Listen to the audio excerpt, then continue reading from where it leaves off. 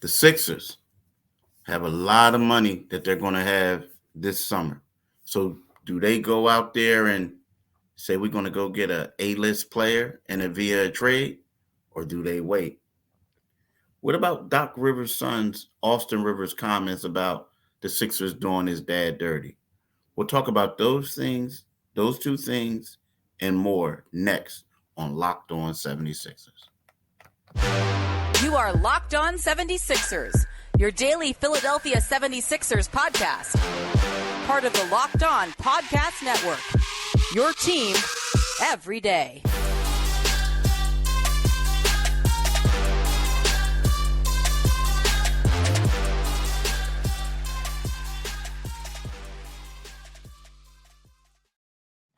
Thanks for making Locked On 76ers your first listen every day. We are free and available wherever you get your podcast and on YouTube. Part of the Locked On Podcast Network, your team every day. Today's episode is brought to you by PrizePicks, the easiest and most exciting way to play daily fantasy sports. Go to prizepicks.com/lockedon and use code all lowercase Locked On NBA for a first deposit match up to $100. Happy Friday to y'all. This is Keith Pompey, John Mitchell, extraordinaire. We are the co-hosts of Locked On 76ers podcast. So we got a lot to talk about today, Mitch. A lot to talk about. First we want to talk about, let's talk about, even though, we highlighted what Auston Rivers said, I think, the decisions that Daryl Morey has to make, I think is probably the first thing we'll talk about. Okay. And then we'll go into Auston Rivers said about his father. And then the third one, let's just do a little preview of the game. Now, The game against tonight, they play the Atlanta Hawks. They should win. I'm not going to say they're going to boat race them because we said that the last game. Yeah. Joel needed to score 50 for them to win, but against the Washington Wizards. But when you think about the decisions that Daryl Morey has to make, you look at this team, Mitch. They're 13-7. They're finally healthy. They have a deep team, arguably, if not the deepest, one of the deepest teams in the NBA. And yes, there are going to be some A-list guys that come available. The Sixers do a lot of expiring contracts. But if they make a wrong move, it could possibly set them back. Yeah. It's people are so used to Daryl Morey, like him or not, they're used to him being a guy who is, always active and always looking for a move, trying to make his teams better. Whether or not that happens is depends on how you see the results. But they want to be careful. I think they want to be judicious about what they do. At 13-7, and with their players healthy, and they had that was a 9-1 start to the season, 8-1 start to the season. Again, so much hangs around Maxey. I mean, I do think if they stand pat with what they have, I think they're heading for the second round of the playoffs again, and quite possibly, get into the conference finals. But I think that you exercise some caution right through here. You don't necessarily go for the big, for the big name. I mean, the names you constantly hear that people want to, when they say, shooting for the moon during the season, the Zach LaVine, you see that name come up. And I mean, let's be honest, this is, and you wrote a very interesting piece in the Inquirer, pointing out that he is, while he is a lethal scorer, he's a guy who needs the ball in his hands a lot. So with the Sixers having put the ball in Maxey's hands much more consistently and feeling comfortable with that, and with Maxey, doing an admirable job at the point, and with his ascension, do you break that up, or do you see what kind of player the 22, 23-year-old Maxey can become in this season, where he's completely free, or do you bring that piece in this year that you think may get them over the top? So, it's ironic that we're having a chance to talk about this because Daryl Morey wasn't, before the season started, before he made that trade, he wasn't in position we weren't in position to have this conversation about flexibility, about the 76ers having more cap room next season, next summer to go free agent hunting. And who knows, maybe, at that point, somebody, maybe a Kawhi Leonard or somebody like that, Pascal Siakam. But, your article was very insightful in that it looks at, do you do the Alex Caruso? Do you do, the Anunoby, who I do like him for this Sixer because he seems like, you brought me over to that side. He does seem like a guy who could be seamless, in a team that's pretty deep. You know what I mean? That's a team that's pretty deep.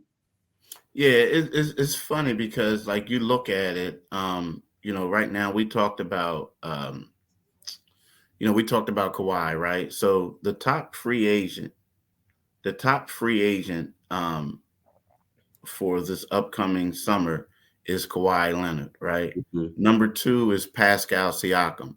Now, Yeah. Pascal Siakam is a guy that they could possibly trade for, but if you think about it, if he's going to become a free agent, why would you trade for him, right? So, because Tobias is going to come off the books if you think you want him. I don't know if that really will fit well if Maxey continues to ascend. That's my opinion, because I think Pascal needs the ball, right?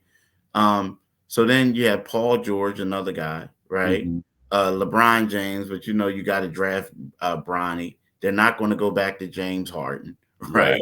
And then OG, Anunoby, another guy we talked about. Now he has a player option, but he could opt out and become a free agent. DeMar DeRozan, then they go down to Nick Claxton, Klay Thompson, Emmanuel Quigley. But the funny thing is like a lot of these guys that they would ultimately trade for that will help them are all going to be free agents. Yeah. So it's kind of like, do you want to waste stuff when you can get that person for not free, but you don't have to give up anything for it. That's the thing. And I don't know if I'm the 76ers, if I want to do that. I don't know if that's something I want to do. No, I agree with you. I think if you can go to Nordstrom with the most money in your pocket, go to Nordstrom with the most money in your pocket. You know what I mean? If that's an analogy. If you can really do that shopping, because we talked about this offline. I mean, Kawhi is starting to degrade physically. He's getting up there in age. But Kawhi is a winner. If you can bring Kawhi in here, and Kawhi does have some ties to Philadelphia, familial ties to Philadelphia. If you can bring him in here and put him alongside Maxey and alongside Joel, and obviously you got to, I guess they'll sign Maxey to an extension or a new contract, whichever he's in position for. Then you have a nice 3. You don't have that 3. It's not a long-term 3, but you go into, if you have a Kawhi Leonard on your roster, next season, and Maxey has ascended to an all-star level or around that all-star level, you really don't. You put yourself right back in the elite with a Boston who probably, I don't know if they're going to extend Drew Holiday.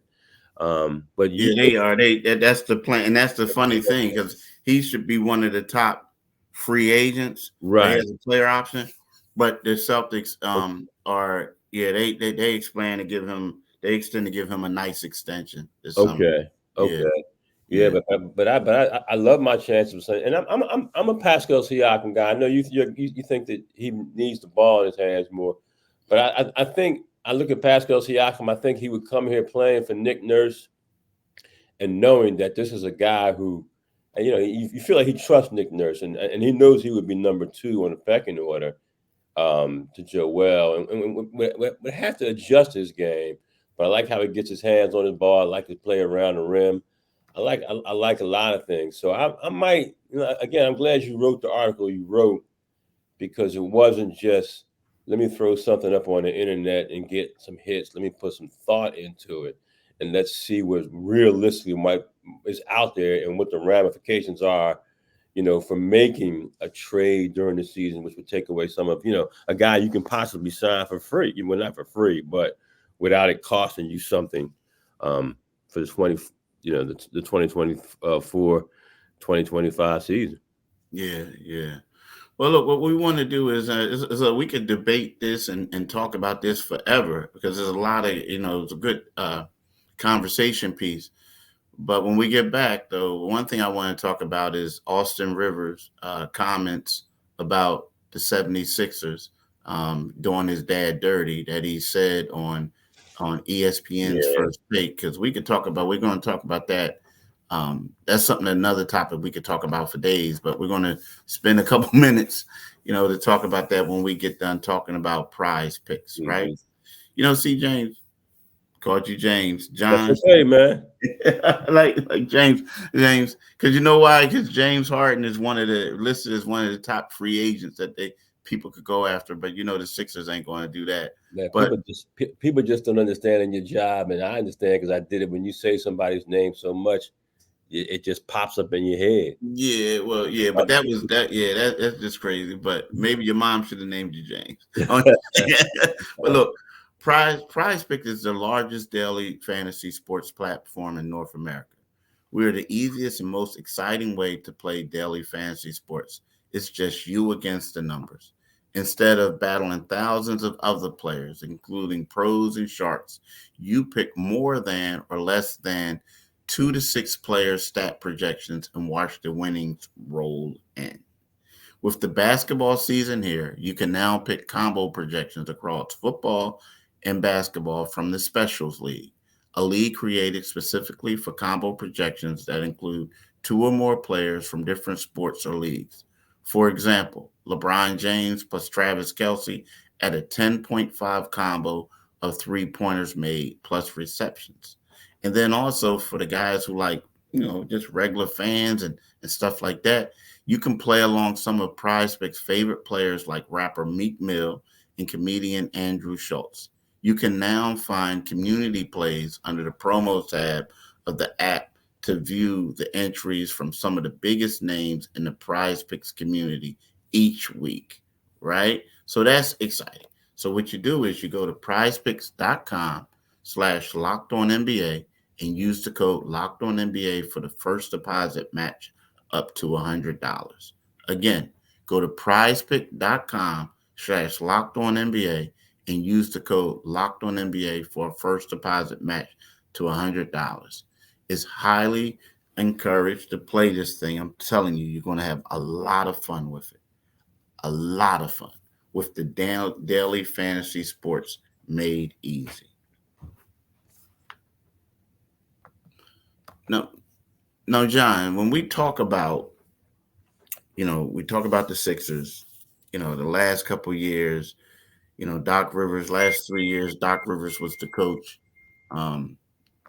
They didn't really, they had success. Now, they had a lot of success. That might have been the best 3-year stretch that they had in a long time, regular season wise. Yeah. Mm-hmm. The problem is, you can say that they had injuries. You can also say that Joel Embiid and James Harden choked in the playoffs. Yeah. Right? Yeah. It was like it was bigger than the coach. It wasn't him. It was them. Right. But he got fired.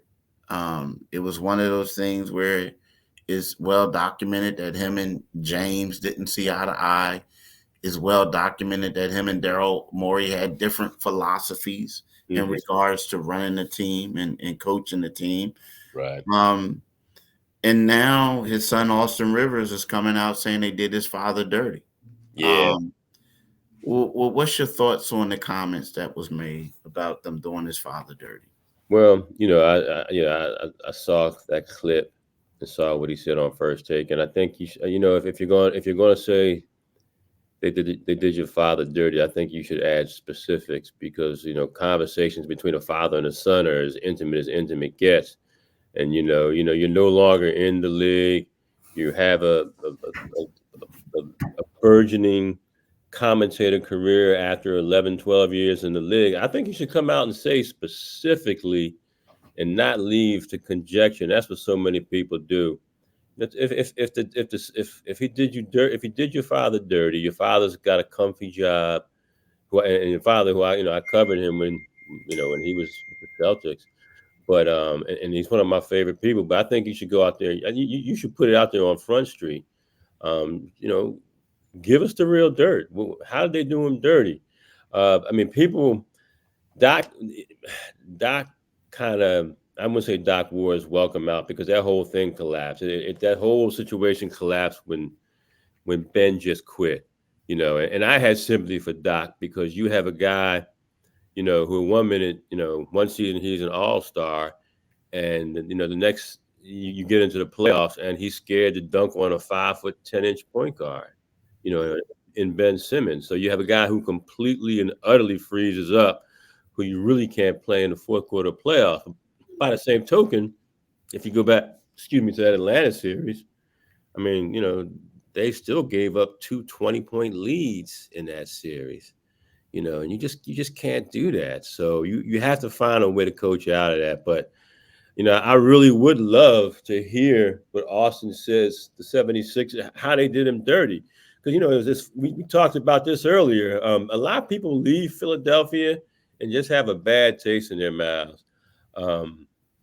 We were talking about, that podcast with Evan Turner, Gilbert Arenas, and Andre Iguodala, where Evan Turner was just trashing the organization, trashing them for the process, in which a lot of people did trash him for the process. It's understandable, because it hasn't yielded anything. But for I would really like to hear, be specific, man. You're making your debut on First Take. How did they do him dirty? Because the fans of Philly would say, well, your father was the one who he was part of blowing those leads against Atlanta.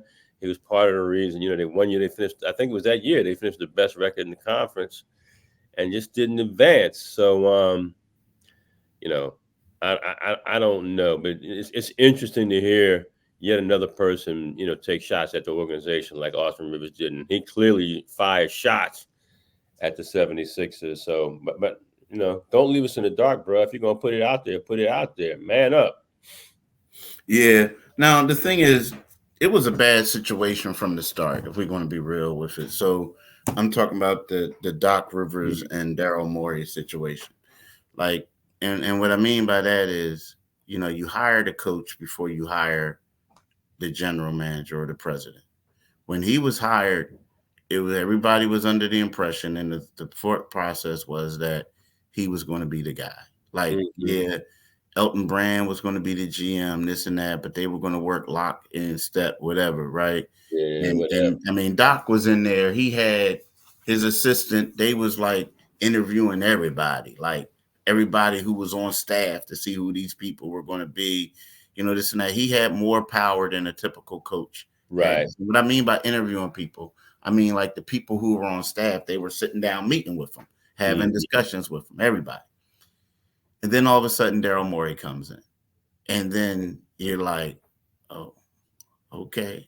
Yeah. How is this going to work? Because Daryl Morey is a highly analytical guy. Right. Doc Rivers is an old school coach. Does stuff.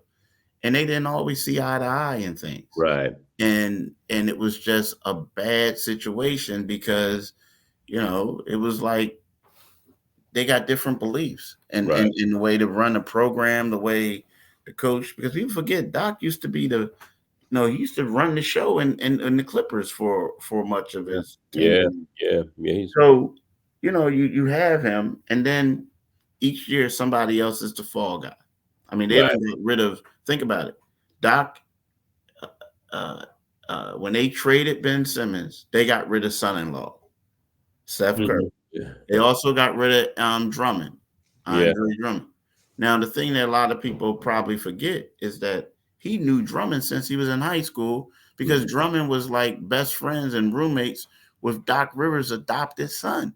So you understand? So you get rid of that. Like it was one of those things where, and then each year there was always a fall guy, always some reason why he went. Joel Embiid and them Mm. struggled. You knew that Doc was out of there. You Yeah. knew going into this season, if they didn't get out of the second round, Right. Doc Rivers was going to be gone. Yeah. Now, the one thing I will say to support Doc is he cleaned up the culture. Mm-hmm. Joel Embiid had his 3 best seasons in the Yeah. NBA under Doc Rivers. Mm-hmm. He was a 2-time runner-up for the MVP, and he Mm-hmm. won the MVP last year. Now, Joel is playing his best ball now, but I want to say that Doc Rivers established the groundwork that Right. enabled him to elevate and be where he is. And Right. now Nick Nurse is going to take him further. But Maybe. maybe. I'm talking about, maybe. Yeah, you're right. Maybe. But maybe. But so you got to give Doc credit. But in regards to being done dirty, like, come out and say what it was. But at the same time, let's face it, it was a bad situation. The situation was different than what Doc thought he was getting into, because I've never heard of you hiring a coach. Yeah. And then you going out there and you hire a president of basketball ops later, knowing that they want to go down with their own coach. Knowing how it goes, you know. And the crazy thing about that was because I was and that's when I was handing off the beat to you, if I'm not mistaken. That is when Joshua Harris really wanted Daryl Morey. He wanted him in the organization, and it was kind of like he was, they went out and they made a splash at coach because they had to move on from the process, which obviously Josh Harris initiated and supported. So they wanted to make a splash when they hired Doc, but those are all Josh Harris's calls, right? Mm-hmm. Those are his calls. So he put them in order, and and so often that's what they do. If you can get us a quote unquote star coach, you do that. But that is putting the chicken before the proverbial egg. Mm-hmm. And when we get back, when we come right back after this little break, we're going to talk to y'all about the tonight's game against the Atlanta Hawks. The Hawks are kind of like struggling a little bit. Trae Young most likely probably won't play. But then at the same time, he's their best player. At the same time, this team is like 9-11. They're kind of like on the little tailspin. So we'll see if the Sixers can put them away a whole lot better than they did the Wizards. But I want to talk to y'all about the Jace case. Now, I like the Jace case. It's Jace Medical. The Jace case is a pack of 5 different antibiotics to treat a long list of bacterial illnesses, including UTIs, respiratory infections, sinuses, skin infections, among others. This stuff can happen to any of us. So what you do is you visit jacemedical.com and complete your physician encounter, right? It will be reviewed by a board certified physician, and your medications will be dispersed by a licensed pharmacy at a fraction of the regular cost. It's never been more important to be prepared than today. Go to jacemedical.com and use the offer code locked on to get $20 off your offer. I'm telling you, you can't beat that, Mitch. You really can't beat that at all. Good You deal. just can't. So, John, when you look at it, the Sixers are playing the second losing team, playing Atlanta Hawks. This is going to be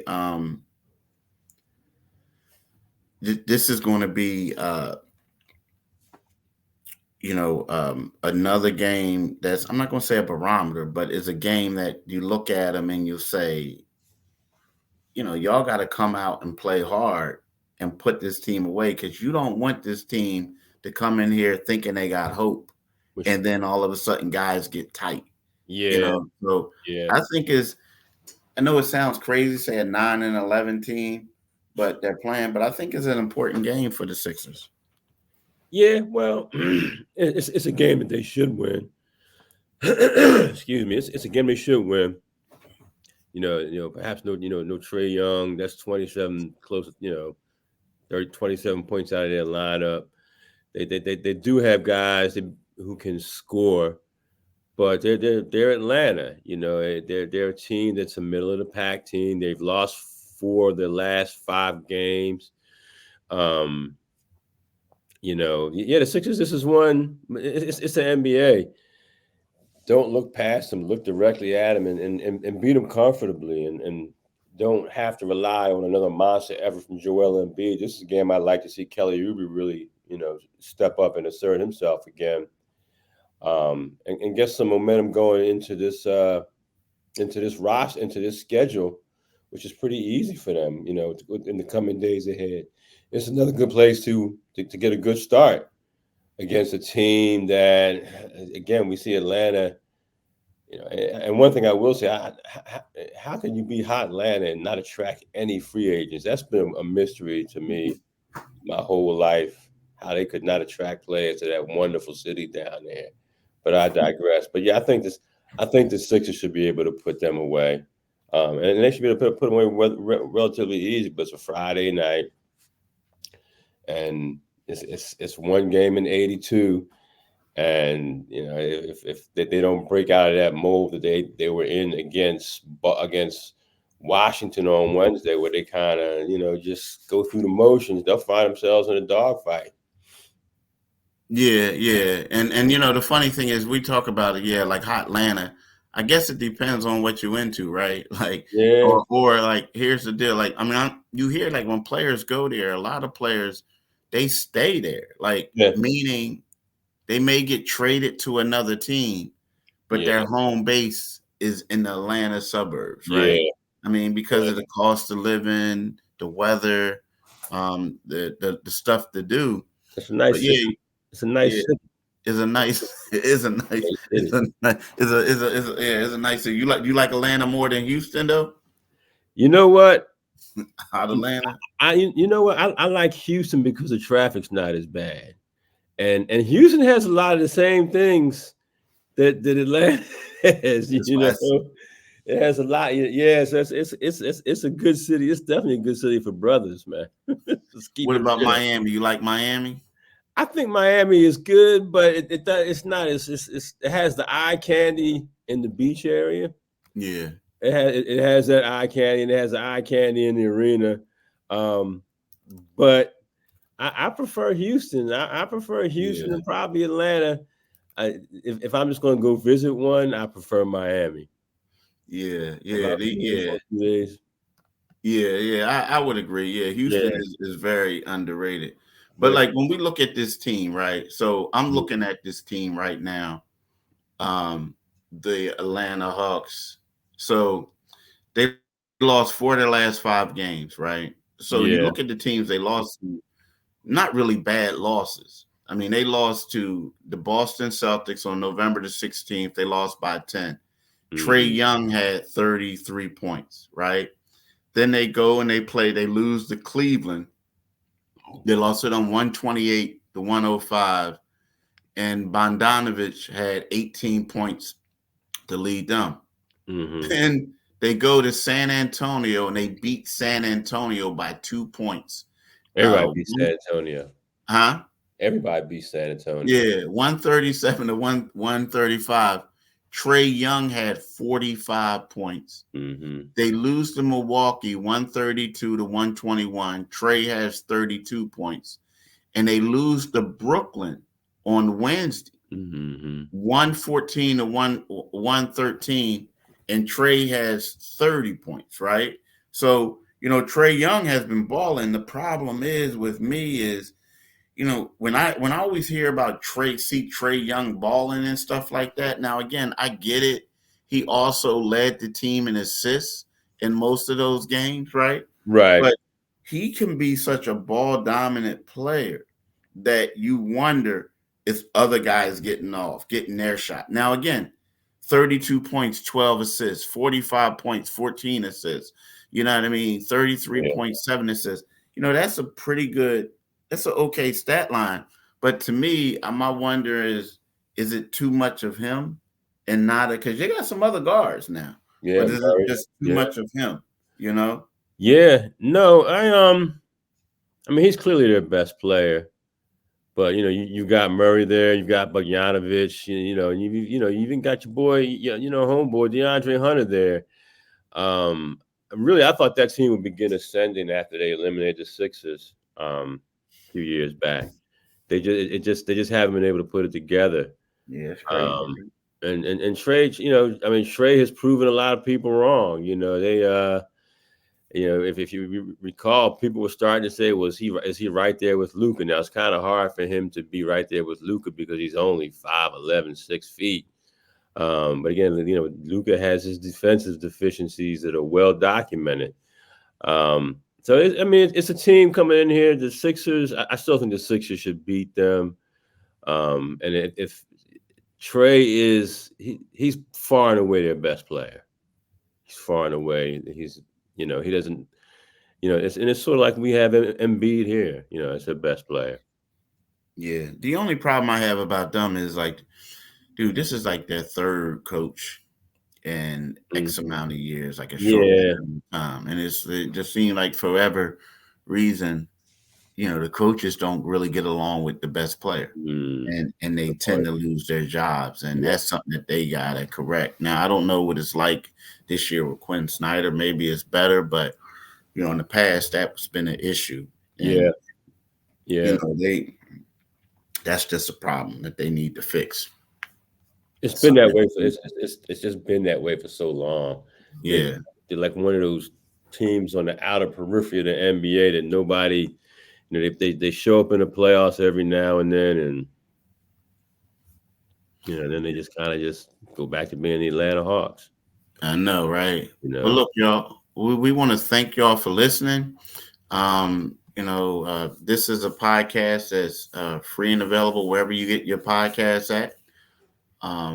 We want y'all to have a blessed weekend. We also want y'all to go when in addition to getting this podcast, you can follow us on our YouTube channel, Locked On 76ers. And what you do is you go there and you click the Liberty Bell and you become a new subscriber and you get notifications when the next podcast drop. So thanks for listening. And we want y'all to have a blessed weekend. Peace. Have a great weekend.